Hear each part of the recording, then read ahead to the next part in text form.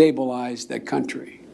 So I can't help you with the airplane, but CFR.org. I get it. Go to. But I don't want to acknowledge you guys are spying on the intelligence agencies. I just want to put one other issue on the floor before I get another question or two, which is Ukraine.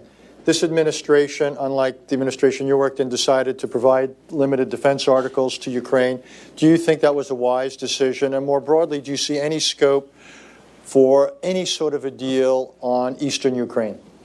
The answer is yes, I think it was a wise decision. But then again, I was pushing that for 2 years before we left. So, and the reason is I think the more you up the ante, the cost to Russia for their aggression. I mean, as you all know, and you know this better than anybody, the one big lie going on about Ukraine back in the rest of Russia is that no Russian soldiers are engaged, they're not dying, no body bags are coming home, etc., because there's overwhelming opposition on the part of the body politic in Russia for engagement in Ukraine in a military sense.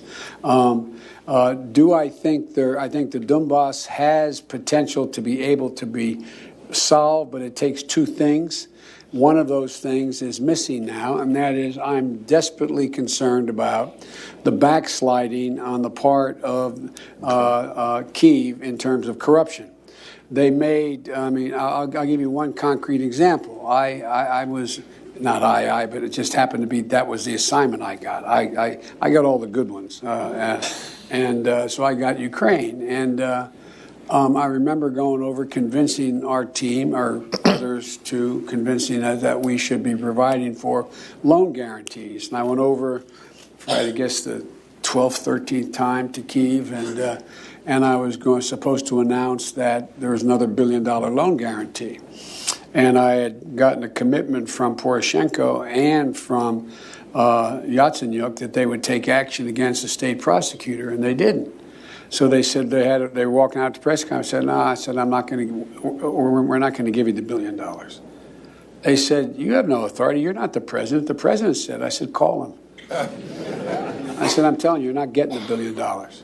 I said, you're not getting the $1 billion. I'm going to be leaving here. And I think it was, 6 hours? I said, I'm leaving in 6 hours. If the prosecutor's not fired, you're not getting the money. Well, son of a bitch. Got fired. And they put in place someone who was solid at the time. Well, they made some genuine, substantial changes institutionally and with people. But in one of the three institutions, there's now some backsliding. The courts? Yes. And they had made that commitment that they wouldn't do that. And so when we left, the first thing I spent a lot of time, as did